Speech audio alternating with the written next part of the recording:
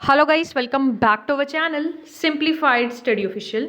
तो गाइस, आज की इस वीडियो में हम पढ़ने वाले हैं बीकॉम 4 सेम की मार्केटिंग की बुक से chapter number 1 introduction to marketing. तो पिछली वीडियो में हमने जो ये चैप्टर है, ठीक है, ये स्टार्ट कर दिया था, जिसमें हम क्या कर रहे थे, क्लासिफिकेशन ऑफ मार्केटिंग कर रहे थे, जिसमें हमने क्या किया था, on the basis of area, time वगैरह ये हम सारे कर चुके थे। आज की इस वीडियो में हम नेक्स्ट टॉपिक करने वाले हैं, जो है मॉडर्न क्लासिफिकेशन ऑफ मार्केट्स। ठीक है, इसको स्टार्ट करते हैं, बट इसको स्टार्ट करने से पहले गाइस, मार्केटिंग मैनेजमेंट की फुल प्लेलिस्ट का लिंक आपको डिस्क्रिप्शन में मिल जाएगा।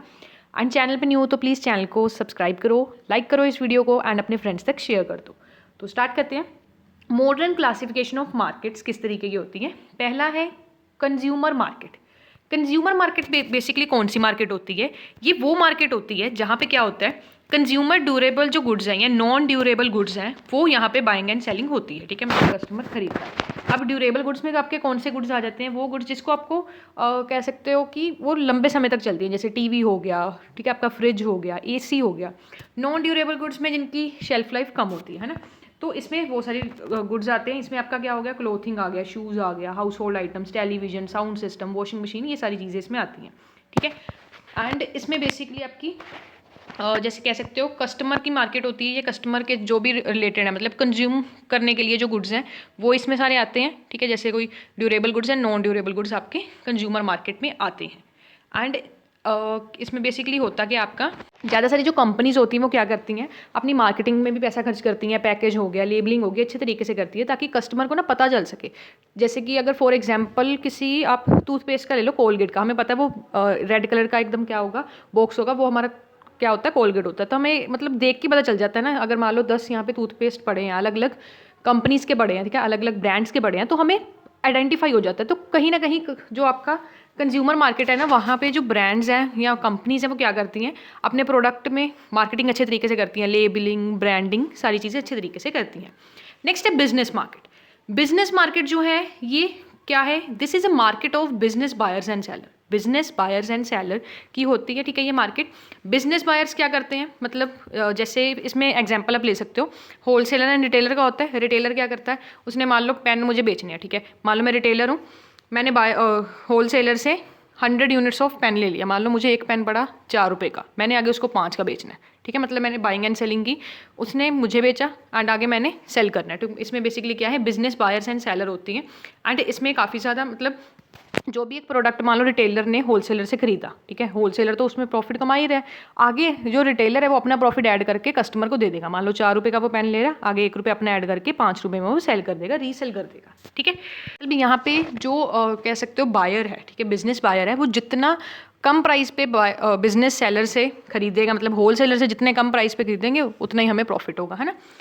नेक्स्ट है ग्लोबल मार्केट। ग्लोबल मार्केट में क्या होता है, ग्लोबल नाम से क्लियर है, ग्लोबल मतलब ऑल ओवर द वर्ल्ड में बायर्स एंड सेलर होते हैं। कंपनीज जो है वो अपने गुड्स एंड सर्विसेज को ग्लोबल मार्केट पे क्या करती हैं, सेल करती हैं। ठीक है, एंड इसमें बेसिकली क्या होता है कि अलग अलग जगह पे हम हो सकता है इंटरनेट का यूज़ करके हम बेच रहे हैं या वैसे ही एडवर्टाइज करके बेच रहे हैं, तो इसमें कंट्री टू कंट्री ट्रांजेक्शन्स होती हैं। ठीक है, बहुत सारे गुड्स हो सकते हैं एंड इस पर अब देखो वर्ल्ड में अलग अलग कल्चर्स हैं, हर जगह कहीं ना कहीं अलग अलग चीज़ें हैं। बट हमें क्या करना है, एज ए कंपनी हमें देखना है कि मान लो अगर फॉर एग्जांपल कोई ऐसी कंट्री है, मान लो वहाँ पे ठंड बहुत पड़ती है, ठीक है, हमारा जो ब्रांड है वो मान लो विंटर के कपड़े बनाता है, ठीक है, तो हम वहाँ पे जाके सेटअप करेंगे या वहाँ के लोगों के साथ या बायर्स और जो हम कह सकते हो जो रिटेलर्स हो गए, होलसेलर हो गए, उनके साथ हम डील करेंगे। ठीक है, या डिस्ट्रीब्यूशन उनको देंगे। उससे क्या होगा, हमें ये फाइंड आउट करना है कि पूरे एरिया में कितनी जगह पे ठंड होती है, मतलब हमने सबसे पहले वो फाइंड आउट किया, उसके बाद हम buying and selling of goods and services करेंगे। नेक्स्ट है non profit and government market. Non profit से क्या मतलब पता चल रहा है, देखो बिजनेस का मेन एम क्या होता है, प्रॉफिट अर्न करना। बट यहाँ पे जो गवर्नमेंट है, ठीक है, गवर्नमेंट की ऑर्गेनाइजेशंस होगी या कई ऐसी ऑर्गेनाइजेशंस होगी जिनका मेन मोटिव क्या होता है, सोसाइटी का वेलफेयर होता है। तो यहाँ पे non profit and government market कौन सी कंपनीज होती हैं, मतलब जो कंपनीज हैं वो अपने प्रोडक्ट जो होते हैं ना वो सेल करती हैं नॉन प्रॉफिट ऑर्गेनाइजेशन, जैसे टेम्पल्स हो गए, ठीक है, यूनिवर्सिटीज़ हो गई, गवर्नमेंट डिपार्टमेंट्स हो गए, कोई चैरिटेबल इंस्टीट्यूशन हो गए। मतलब मान लो मैं कंपनी हूँ, मैंने आगे टेम्पल्स को कुछ बेचना, ठीक है, टेम्पल है, चर्च है, वहाँ पर मैंने क्या करना है, अपने गुड्स एंड सर्विसेज को सेल करना है। तो कंपनी क्या करती है, अपने प्रोडक्ट्स एंड सर्विसेज की मार्केट करती है, जिसमें वो प्राइस एस्पेक्ट्स को देखती है, क्योंकि उसको पता है अब मान लो मुझे कोई भी चीज़ किसी चैरिटेबल इंस्टीट्यूशन को मुझे क्या करनी है, सेल करनी है। अब मुझे इतना पता है उस बंदे ने सामने तो क्या करना है, आगे तो सामान बेचना नहीं है, ठीक है। एक तो वो प्रॉफिट भी नहीं कमा रहे हैं, तो उनकी कहीं ना कहीं जो परचेजिंग पावर है वो लिमिट में रहेगी। वही चीज़ सोच के एज ए कंपनी मुझे क्या करना है, प्रोडक्ट का प्राइस डिसाइड करना है, ठीक है। क्योंकि मुझे पता है एक तो वो वेलफेयर के लिए हो रहा है, एक तो जो मुझसे खरीद रहे हैं वो नॉन प्रॉफिट ऑर्गेनाइजेशन है, साथ ही साथ उनकी जो परचेजिंग पावर है वो भी लिमिट है। तो वो ये सारी फैक्टर्स को मैंने देख के ना प्राइस जो है उस पर्टिकुलरली प्रोडक्ट का रखना है, ठीक है। नेक्स्ट है definition and meaning of marketing. अब आपकी बुक का नेम क्या है, मार्केटिंग मैनेजमेंट। सबसे पहले हमें ये पता होना चाहिए, देखो ये जो चैप्टर है ना आपका, इसमें से एक क्वेश्चन 100% आता है, ठीक है। हर साल आता है, पिछले साल के क्वेश्चन पेपर उठा के देख लेना। मैं अगर आपको कुछ पढ़ाती हूँ, सबसे पहले मैं पिछले साल के जो क्वेश्चन पेपर्स होते हैं वो सभी को एनालाइज करती हूँ, उसी के हिसाब से मैं आपको ना वीडियोज़ के बीच बीच में बताती रहती हूँ। और मैं नोट्स भी आपको प्रोवाइड करूँगी, तो चैनल की मेंबरशिप ज्वाइन कर लो। उसके मैंने प्राइजेज एकदम 50% कर दिए हैं, ठीक है, ताकि जो बच्चा नहीं भी पहले बाय कर पा रहा था वो भी परचेज़ कर सकता है, ठीक है। तो यहाँ पे मीनिंग देखेंगे मार्केटिंग का। अब देखो मान लो मेरी कंपनी है, मैं बना रही हूँ फॉर एग्जांपल, अगर मान लो हमारे यहाँ पे हेडफोन्स बन रहे हैं, ठीक है, मेरी कंपनी है हेडफोन्स बनाती है, ठीक है। वो ऐसे तो बिक नहीं जाएंगे, मुझे क्या करना पड़ेगा, उसको उनकी मार्केटिंग करना पड़ेगी। मार्केटिंग में मतलब क्या है कि मैंने अपने प्रोडक्ट के बारे में ना कस्टमर को अवेयर करना है। अब जैसे अलग अलग कंपनीज हैं, जैसे बोट हो गई, ठीक है। अब पहले तो हमें पता नहीं था जो ये कंपनी है ना, हेडफोन्स की कंपनी है, हमने इसकी ऐड देखी सोशल मीडिया पे हो गया है ना, अलग अलग जगह पे बैनर्स देखे हमने, तो उस हिसाब से हमें पता चला कि हाँ ये एक ब्रांड है, ये सारी चीज़ों में डील करता है, ठीक है।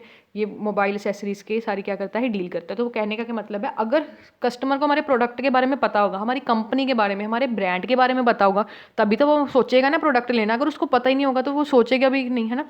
तो हमने क्या करना है, मार्केटिंग क्या है, इसमें हमने क्या करना है, मार्केटिंग एक सिंपल सी डेफिनेशन याद रख लो, ठीक है। ये वाली जो आपकी डेफिनेशन है ना, marketing is getting and keeping the customer. मतलब मार्केटिंग में आपने क्या करना है, कस्टमर को क्या करना है, गेटिंग करना है एंड कीप करना है, मतलब कस्टमर को अपनी तरफ अट्रैक्ट करना है।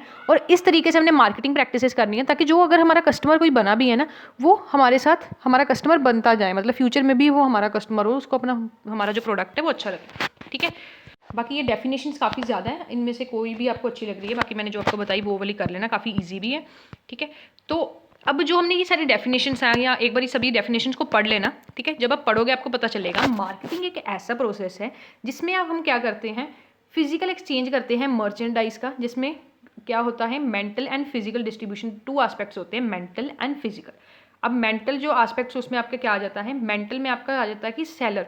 सबसे पहले देखो मेंटल एस्पेक्ट क्या होता है, अब मैंने प्रोडक्ट बनाया, सबसे पहले मैंने ना कस्टमर के दिमाग में अपना प्रोडक्ट के बारे में बताना है कि मेरा प्रोडक्ट क्या है, कौन सी कंपनी है, ठीक है, क्या क्या फीचर्स हैं, क्यों कस्टमर को बाय करना चाहिए, ठीक है, जिसमें मैं एडवर्टाइजमेंट कर सकती हूँ अपने प्रोडक्ट की, अच्छे से मार्केटिंग कर सकती हूँ। तो ये चीज़ मैंने बताना है। दूसरा एस्पेक्ट है फिजिकल, ठीक है।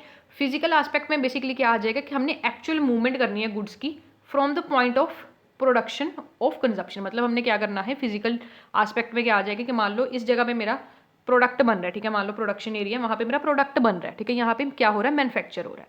और मान लो ये हमारे कस्टमर्स हैं, ठीक है, अलग अलग कस्टमर्स हैं। अब मैंने क्या करना है, अपने प्रोडक्ट को मार्केटिंग कर दी। अगर मैंने मार्केटिंग की अपने प्रोडक्ट की, तो कस्टमर मेरा प्रोडक्ट बाय करेगा, उसको पता चलेगा। तो हमने यहाँ पे फिजिकल डिस्ट्रीब्यूशन करना है अपने प्रोडक्ट्स का, जो हमने प्रोड्यूस किए हैं, कहाँ तक प्रोडक्ट हमने क्या करना है, डिस्ट्रीब्यूट करना है कंजप्शन वाले एरिया पे।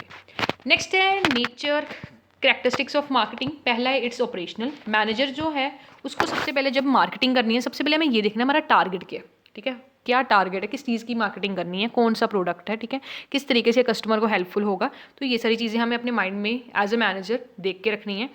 एंड नेक्स्ट है it is a customer oriented. Customer oriented मतलब इसमें क्या है, क्योंकि देखो हमने किसको अब जो कस्टमर है वो किंग पिन है, क्या है, मार्केट का किंग है। क्यों, क्योंकि हम अपना जो प्रोडक्ट है वो कस्टमर के लिए बना रहे हैं, तो कस्टमर के लिए सारी चीज़ें कर रहे हैं कि हमारा प्रोडक्ट कस्टमर को अच्छा लगेगा, उसको सेटिस्फाई करना है। तो उसी के हिसाब से हमने क्या करना है, जब भी हमने मार्केटिंग करनी है, जो भी मार्केटिंग फर्म है ना, उनका जो मेन टारगेट है वो क्या रहेगा कि हमने कस्टमर की नीड्स की तरफ अटेंशन देनी है, उनका ध्यान देना है। मतलब जो भी उनको प्रॉब्लम्स या चैलेंजेस आ रहे हैं उनकी डिमांड के रिलेटेड, उसका हमने सोल्यूशन प्रोवाइड करना है। नेक्स्ट है it is mutuality of benefits. इसमें हम क्या करेंगे, exchange of goods and services works and persist because it is mutual interest of both parties to continue. अब इसमें हम गुड्स एंड सर्विसेज को एक्सचेंज कर रहे हैं, ठीक है, हमारे से प्रोडक्ट कस्टमर तक जा रहा है कंजप्शन के लिए। अब हम इसमें दोनों का म्यूचुअल इंटरेस्ट है, ठीक है, चाहे हम वो बायर है चाहे वो सेलर है, बोथ जो मार्केटर और कस्टमर है ना उनका बेनिफिट है। कैसे, मान लो कोई भी ऐसा कोई प्रोडक्ट आ जाता है या कोई ऐसा ब्रांड आ जाता है, मान लो कस्टमर को कोई प्रॉब्लम आ रही थी किसी भी चीज़ में, इसका एग्जांपल ले लेते हैं। एक सपोज करो वॉशिंग मशीन्स नहीं आती, ठीक है। तो अब कस्टमर जो है, मतलब जो भी जो हाउस वाइफ है उसको क्या करना पड़ेगा, हाथ से कपड़े धोने पड़ेंगे, है ना। बट अगर हम, मान लो मेरी कंपनी है, मेरी कंपनी पहली है जिसने वॉशिंग मशीन लॉन्च की है, तो हमने क्या किया, कस्टमर की नीड को समझा कि कस्टमर्स को कौन सी प्रॉब्लम्स आ रही हैं, उसका हमने सोल्यूशन प्रोवाइड कर दिया उनको, हमारा प्रोडक्ट बन गया और हमने उसकी मार्केटिंग कर दी। तो इसमें दोनों का फ़ायदा है, एक तो मेरा भाई प्रोडक्ट बिकेगा, है ना, और दूसरा जो कस्टमर है उसको भी जो उसकी प्रॉब्लम थी उसको सोल्यूशन मिल जाएगा। तो दोनों का यहाँ पे बेनिफिट है। नेक्स्ट है, it is value driven.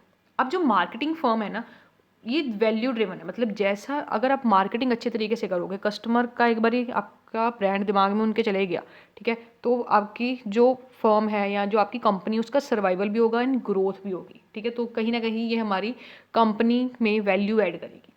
Next है, it is proactive to environment. Marketing जो फर्म है ये सब सिस्टम है सुपर सिस्टम का, मतलब ये जैसे हमने प्रोडक्ट वगैरह बनाया है, एक सब सिस्टम है। अगर सब सिस्टम अच्छा रहेगा तो हमारा जो बाकी सिस्टम है कंपनी का वो एकदम हमारा अच्छा रहेगा, ठीक है।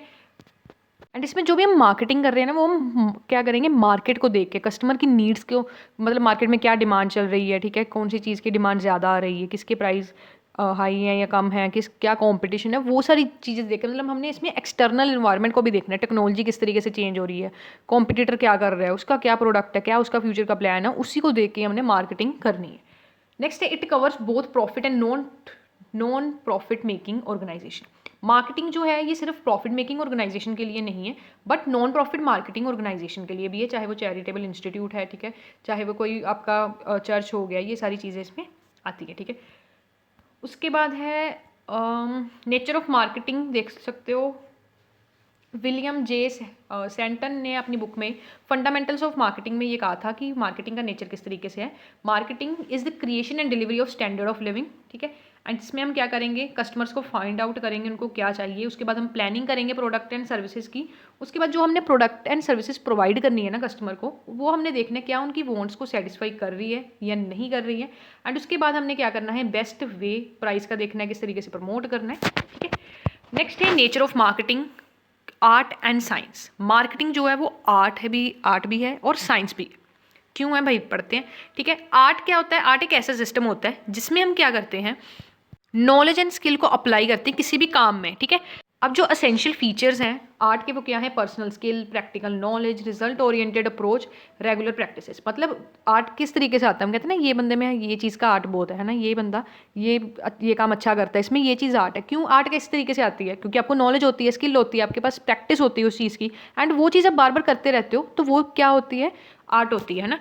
उसी तरीके से मार्केटिंग भी एक आर्ट है, क्योंकि इसमें आपको सारी मार्केट की नॉलेज होनी चाहिए, एक्सटर्नल इन्वायरमेंट, कस्टमर के वांट्स, डिज़ायर्स की सारी चीज़ें आपको क्या होनी चाहिए, नॉलेज होनी चाहिए।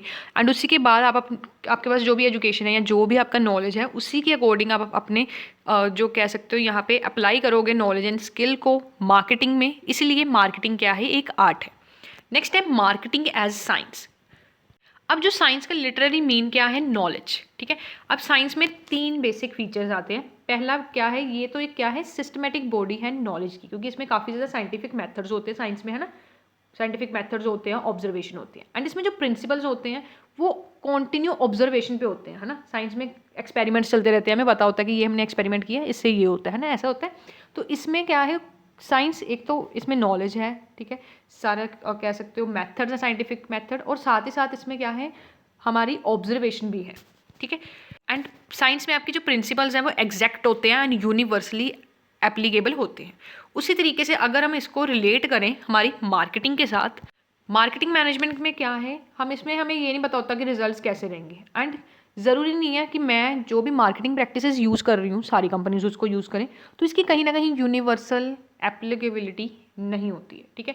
मेन रीज़न क्या है कि जो साइंस है मार्केटिंग मैनेजमेंट, अगर हम कहें ना मार्केटिंग मैनेजमेंट एक साइंस है, साइंस तो है, अब साइंस में हमें पता ना यूनिवर्सल काफ़ी सारी ऐसी चीज़ें होती हैं, काफ़ी ऐसे लॉ हैं जो हर जगह पे चाहे जहाँ में मर्जी अप्लाई कर लो वो यूनिवर्सली अप्लाई हो जाएंगे, बट मार्केटिंग मैनेजमेंट में ऐसा नहीं है।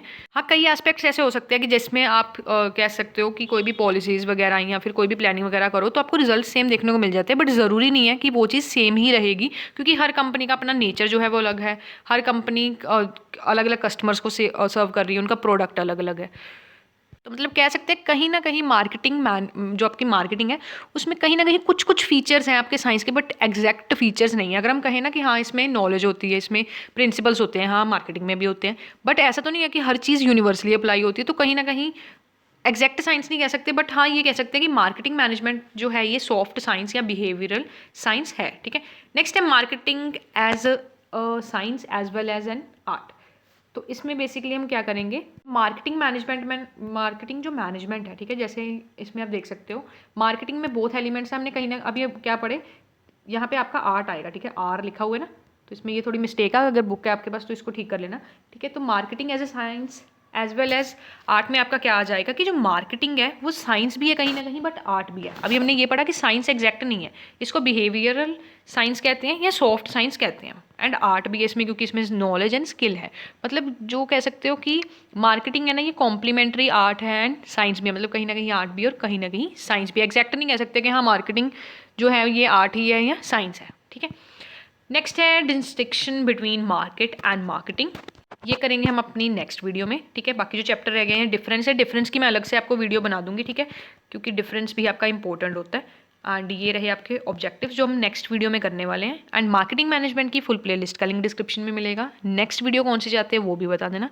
एंड इंपॉर्टेंट क्वेश्चंस के लिए या इंपॉर्टेंट नोटिफिकेशंस के लिए हमारे इंस्टाग्राम @simplifiedstudyofficial, जिसका लिंक डिस्क्रिप्शन में मिल जाएगा, उसे आप फॉलो ज़रूर से कर लेना। आज की इस वीडियो में इतना ही। Thanks for watching.